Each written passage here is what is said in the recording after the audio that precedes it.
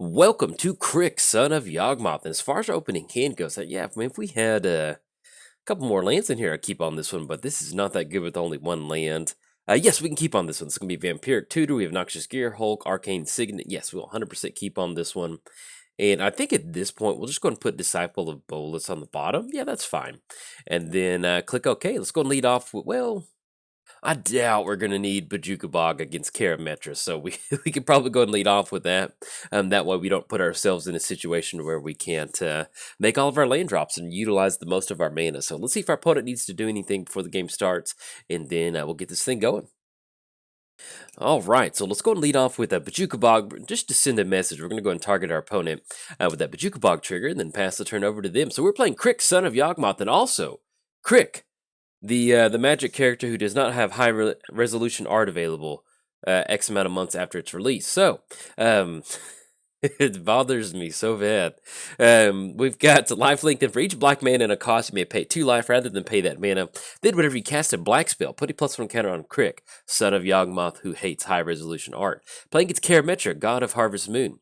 Indestructible Devotion 7 turns into a creature. Then whenever you cast a creature spell, you may search your library for a forest or a plains card, put it on the battlefield tab, then shuffle your library. Now with when it says capital forest or plains, that can be a dual source or that can be a basic. So if you're new to Magic and Karametra sounds kind of fun, the way it's worded like that, that's what that means. So just wanted to give you a heads up. Let's go and go for Arcane Signet. And then anything else, I think that's going to be it. Let's go and pass turn to our opponent. So we did cover both commanders. Give a quick shout out to our sponsors, MTGOTraders. If you're looking for high resolution art of Crick, son of Yawgmoth, MTGOTraders doesn't have it, but they do have Crick. So if you want to build Crick, head on over there. They've got all the mono black staples that you may need. Also, let's give a quick shout out to inkgaming.com. They're not selling an official high resolution art of Crick because it's not available to the humankind. But if you want to get anything else off the website, use coupon code JOLT to get 10% off anything off the website. And last but not least, I started a Patreon. So if you'd like to contribute to the Patreon, there's a link down in the description below, and get your name at the beginning or the ending of the credits to help support cool content like this. And if you can't do that, hey, no problem. Just tell somebody about the channel. So we're going to deal with Lotus Cobra right now. I would greatly appreciate it if you told somebody about the channel. So there we go. It's officially free time. Let's have some fun. So we're going to go for the throat. Mainly because with Lotus Cobra and just like a fetch land, that's basically 3 mana. And that is a ton of mana. So we're going to go for... actually, we won't have enough if we end up going Yawgmoth. So we're going to go for the throat on Lotus Cobra. Like I mentioned, we just want to get rid of that that really nice amplifying effect from our opponent. So lead off with Swamp, and then pass the turn over to our opponent. So, but yeah, it's free time, so we need to cover both our commanders. But yes, with Crick, I know I'm kidding, but yeah, for some reason, it always drives me nuts because, you know, if you've been watching my channel for a while now, or you've been a friend of the channel for a while, you know that I highly value making sure that the thumbnail looks good and that the overlay looks good.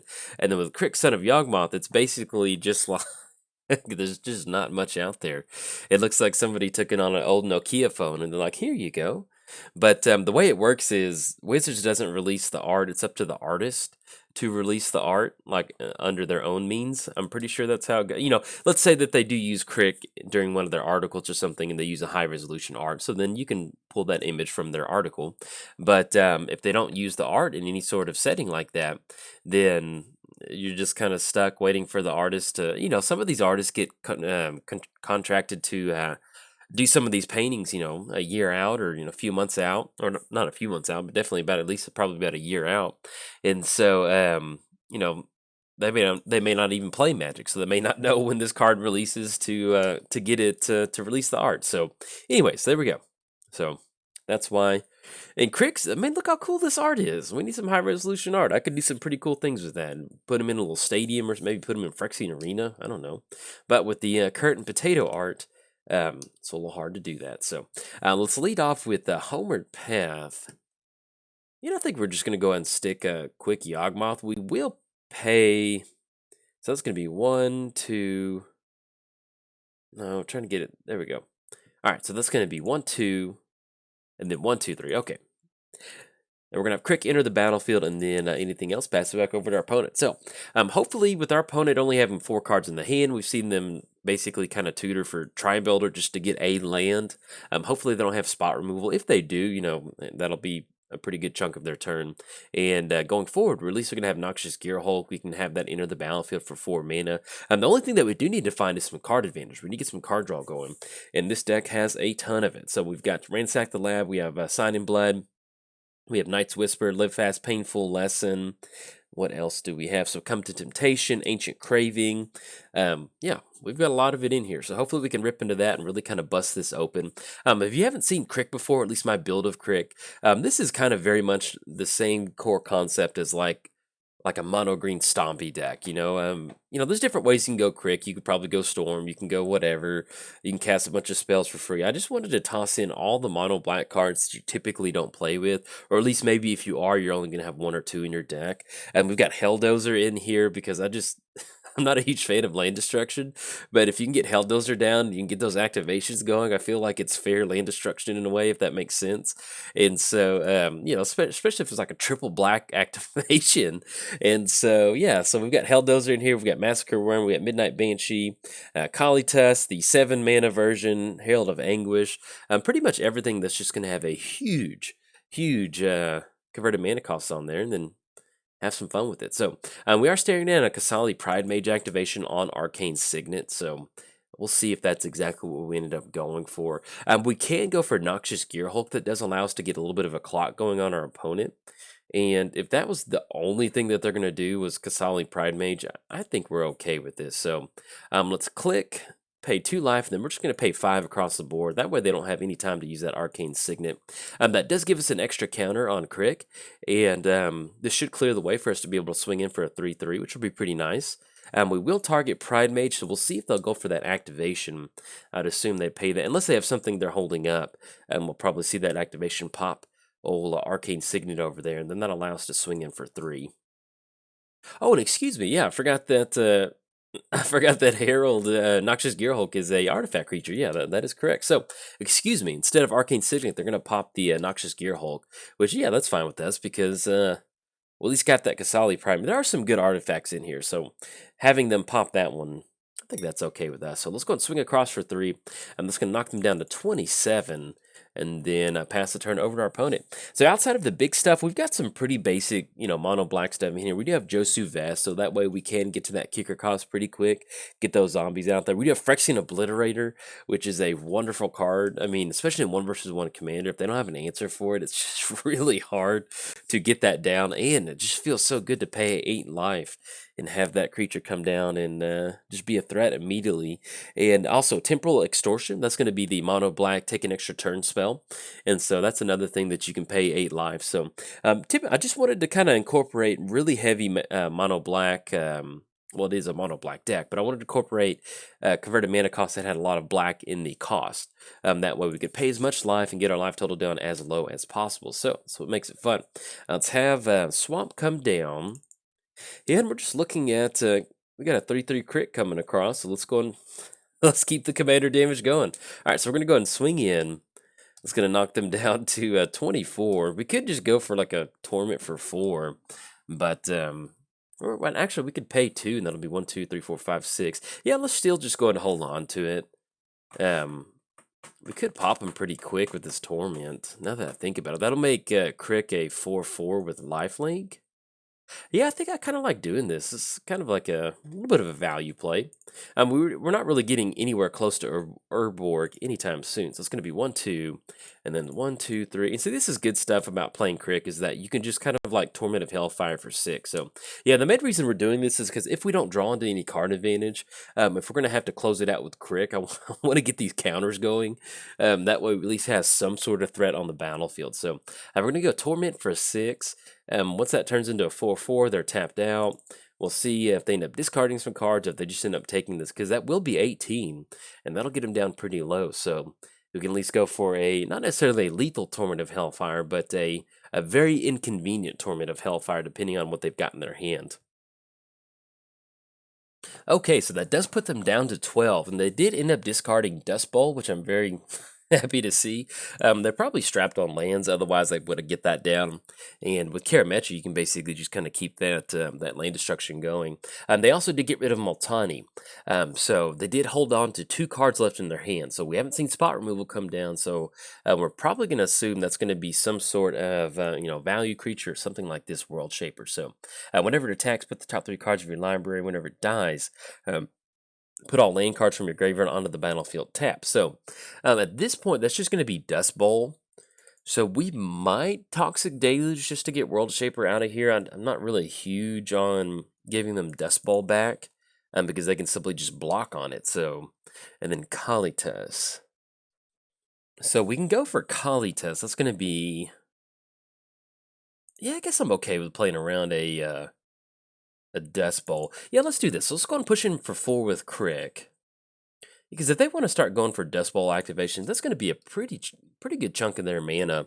And once we get down Crick, at least swinging for 4, maybe we get them down to 8. That'll put it at 10 total commander damage. Yeah, they're going to bring Dust Bowl back. And then we'll see what those last 2 cards in their hand are. But at least with us getting down Kalitas, it's going to be 1, 2, 3, 4, 5, 6. We're only going to have to pay 1 life on that. And then we can pop whatever creature they get down with that activation. So that'll be pretty good.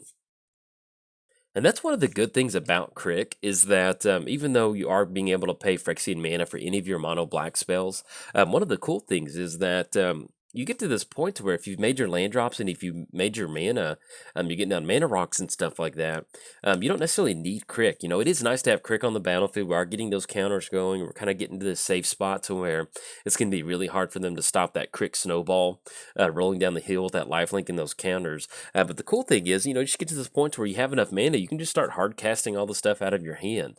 But it does make a huge difference, like with us being able to just pay a quick 2 life just to kind of cheat Kalitas into play and really not affect us that bad. You can see we're still at 26 life and we have been paying a lot of activation. So if you can get down Crick pretty early, get him protected, and then even if you want to be aggressive with those Phyrexian activations, with that lifelink, it really does add up as you keep making attacks swinging in. So, but like I mentioned, with them bringing back Dust Bowl, if they want to go for that 3 mana, sack a land, destroy target non-basic land, go for it, because at this point, that's really going to strap them on mana. So that's going to be Karametra, and it's going to allow them to grab an extra forest. Now, with Kalitas' activation, that's going to be triple black, destroy target creature. If it dies this way, create a black vampire equal to its power and its toughness. And so we'll at least end up with a 3/2 vampire. And with with the cost, so basically we can just pay 6. So we can actually swing in with Crick. We can pop for 6 mana or 6 life. We can hit Tireless Tracker, because that's going to be a really good way for them to really generate some card advantage by getting those clue tokens.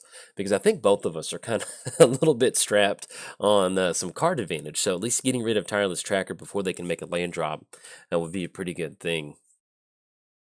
And they did end up going for a Multani activation. So, and I don't know exactly... Oh yeah, return 2 lands to their owner's hand, return it to their... there we go. Yeah, so they activated Multani out of the graveyard. So that, I think they... let me double check that real quick. Have it pulled up over here. Return 2 lands you control to their owner's hand, return Multani from your graveyard to your hand. So that did at least give them the option to go for an extra clue token. That will be another card draw that they can go for. We know that one of the 4 cards is Multani. And so if they do end up getting her down, it's going to be really nice for us to have him or her. I can't remember if it's a him or her. But with a Kalitas, that'll be really good for us to pop that creature and end up with a really nice vampire token on the battlefield. Okay, an opponent's going to go for Into the North. Search your library for a snow card, and this is going to be Snow-Covered Forest, which will be an additional clue token from Tireless Tracker. So, all right, we'll see what we draw into the turn. Definitely, if you're keeping score at home, fingers crossed for some card advantage. Coalition Relic. Okay, well, that's not it. Let's go. We're going to pop Tireless Tracker, and I think at this point, we'll just go and pay the 3. I mean, because we're just looking at Coalition Relic, really. Yeah, no sense in just paying life unless we have to. So we're going to get that 3/2 vampire on the battlefield. Let's have Coalition Relic come down. We're going to put a charge counter onto Coalition Relic. There we go. And then let's go and swing in with that old 5/5 over there. That will knock them down to 7 and mainly put us up into... basically, it's going to be A-okay for us to pay any more Phyrexian mana once we get back into basically our starting life total. So there we go. Swing across, put them down to 7.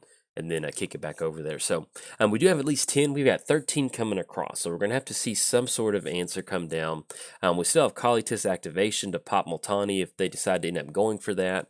But I think at this point, and you can see where, this isn't a fancy win. We didn't really get anything. I'm not saying this is a win, but this isn't a over the top fancy game right now. You can see where we just got down Crick and we're not hitting card advantage. So we just go for a quick little torment to the face, just hit them in the face. And then while they're trying to cover their nose, stop their nose from bleeding, we're going to be able to start swinging in with a Crick. So not the prettiest win, but hey, it is possible that if you can get down a lifelink creature and just keep casting those black spells to get those +1 counters going, you can close the game out. So if you enjoyed the video, hey, like and subscribe. Thanks. Bye. Welcome to Yorvo Hammer Time. As far as our opening hand goes, I love it if we had a green source, and I'm not going to keep a one-lander with this hand. So, I almost clicked the keep button. Now, let's go and mulligan. And yeah, we can keep on this one. We've got 3 lands. We got a little bit of a card draw action. I think at this point, we'll probably put Thunderfoot Bailout on the bottom. Yeah, that's going to click OK on that. And our opponent's on the play, so we're going to let them get this game started. But yes, welcome to Yorvo. Hope you're excited to smash some hammers and get some elves on the battlefield. Let's see what we're drawn to for the turn. Drawn to a forest, which is a very welcome sight. Anything else, we're going to go and pass the turn to our opponent. Yeah, sometimes there's, even though this is mono green, I've got like 4 utility lands in here. And you just end up with these games where like I have all the utility lands on the battlefield and I can't get down Yorvo. And then I can just feel the comments of how many basics are you running? No, we've got some good basics in here. So anyway, let's get this game started. So opponents can go for Bojuka Bog. That's the best way to play a Bojuka Bog is when we've got nothing in the graveyard. I will take that. Even though we're not even playing a graveyard deck, it still feels good. So let's go for a forest. Let's go Incubation Druid. I think that sounds good. Well, we don't necessarily need the mana. Yeah, I think at this point, let's go for Incubation Druid. Because what I'm thinking is we need to get the mana up to have Heroic Intervention. That's going to be something that we really need to protect. And we want to protect our board state in this particular game. And so even though we may be missing out on some sequencing with some extra counters from Yorvo, I like going for Incubation Druid. That way we can get a little bit of extra mana. So let's cover our commanders. We're playing Yorvo, Lord of Hammer Time. Whenever Yorvo, Lord of Hammer Time enters the battlefield 4/+1 counters on it. Then whenever another green creature enters the battlefield under your control, put a +1 counter on Yorvo. And it has a higher power or toughness, put an additional +1 counter onto Mr. Yorvo. So let's go Forest for the turn. Yeah, I still think that's going to be a good option for us. Yeah, because we want to try to protect this board state. Because if we go Yorvo, we don't have Heroic Intervention. So let's go for Elvish Archdruid. That's going to be 1, 2, 3. That's going to give Incubation Druid the ability to finally swing in, so I know Incubation Druid's going to be pretty happy about that. We'll go and push in for a 1, because, yeah, we've only got 1 mana at this point, so we'll go and swing in for 1. Go, Incubation Druid, go, hurry, hurry. Shields are down. And so we're going to, you know how nervous Incubation Druid would be, like, actually having to attack because it's always a 0/3. Well, no, probably not that nervous because you can adapt for 3, so they're probably used to it. So I take that back. Don't want to insult Incubation Druid. I'm playing it's Anje Falcon Wrath. I forgot already how to say it, but that's how it's going to be for the video. I think it's Anje. I think. I could be wrong. Haste, activated ability, discard a card, draw a card. Then whenever you discard a card, if it has Madness, untap Anje Falcon Wrath. So we'll see what's in store for us on our opponent's side of the battlefield. And that was a cut to ribbons. All right, so yeah, we're fine with that. Because that way we kind of at least got to slowly kind of build up our mana base. And at this point, we've got 5 mana now, so we can actually protect Yorvo. So I feel pretty good about this. So let's go 1, 2, 3. We're going to have Yorvo enter the battlefield. We tap down Incubation Druid just in case there's some sort of weird, and I know, either way, I like having the 2 mana out for Heroic Intervention. So let's go and pass the turn over to our opponent. So we did cover both commanders. It is officially free time. Hey, if you're keeping score at home, let's have some fun. So we're going to be able to leave up a Heroic Intervention. That's going to allow us the opportunity to kind of protect our board state at this point right now. We do have Momentous Fall. So if we don't really have a lot of good stuff going on our side of the battlefield, if we don't just want to turn Yorvo sideways for the next, 5 turns, we might end up going for Momentous Fall. If we can just get like 1 more creature down, I think that would be a pretty good option. And then we might cash that in. So My opponent's going to go for Vampiric Tutor. We'll see what that's going to be. Mine ended up being a board wipe, so if we can counter this board wipe with a Heroic Intervention, that'll be a pretty good feeling. So, but yeah, as far as Yorvo goes, let's go and talk about the deck. This is Yorvo, basically Elf Tribal. I am kind of playing around with the actual Elf mana base, or not mana base, I should say creature base. And so, if you look at the deck list and you see any suggestions for any elves that I may have missed, or you like, hey, I play an elf deck, this would go really good in here. Hey, hop in the comments, let me know.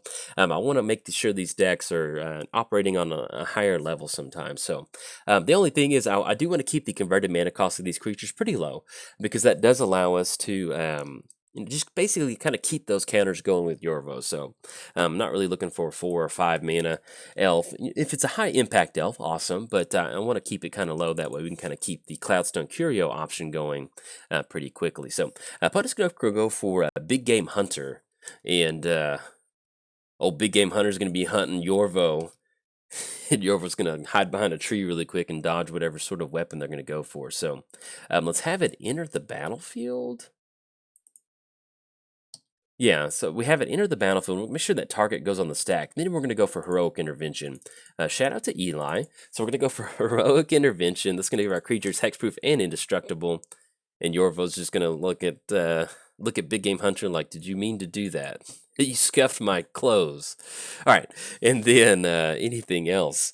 We'll see if our opponent has anything else for the turn, and then we'll get our turn going. But yeah, so we're running Elf Tribal in here. Outside of that, we are running just kind of sacrifice, draw a bunch of cards. So Momentous Fall, you can see we're just cashing in some card draw with that. It's a pretty good thing. So our opponent does have Void Winnower on the battlefield.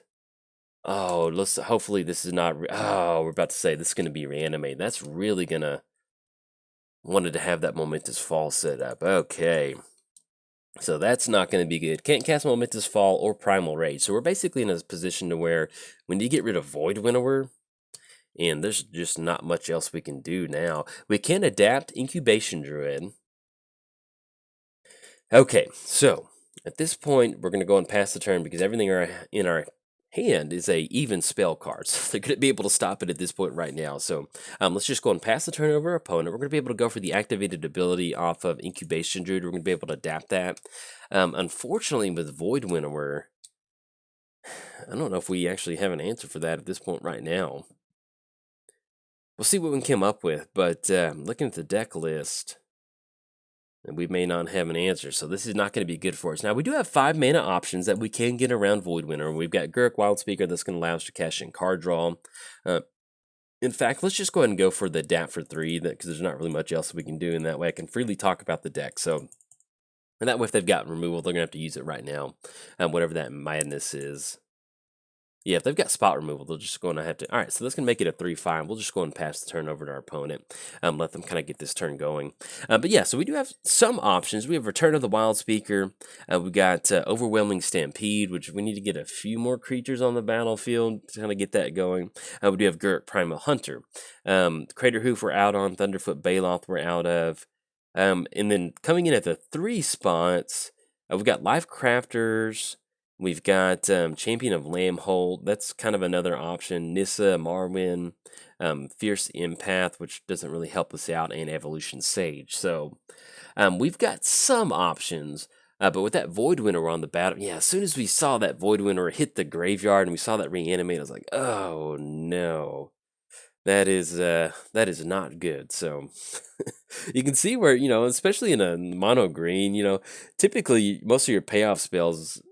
it's going to vary, but it seems like most of your payoff spells are going to be somewhere on the even spot. And so that Void Winnower just coming down in the graveyard, it's like, oh no. And that one, it's kind of like when you cast a spell and your opponent has 2 blue mana open, and you're like, oh, that might be counterspell. Oh, yep, it's counterspell magic. So there we go. Let's see what we draw into for the turn. If not, then this may be Anje's making us kind of going mad to where we can't cast anything. So we'll see what we rip into for the turn. We do have at least 8 total mana at this point right now. Oh my goodness, Animate Dead on Roots. This is a great showing of a Reanimator for Anje. So we'll go and let them tutor up something Runescarred Demon, and then we'll get it going on our side. Okay, so let's see what we draw into Forest for the turn. So good game to our opponent. That Void Winnower is going to, they shut us down. Tried to check out, and then Void Winnower said, not today. no else for you. So we're gonna go and scoop this one up. I think we're able to get it in the air and also with Void Winter. At this point, we just there's no sequence of draws that we can win this game at this point right now. So, but if you enjoyed some Reanimator, pretty sweet deck by our opponent. Hey, like and subscribe. Thanks. Bye.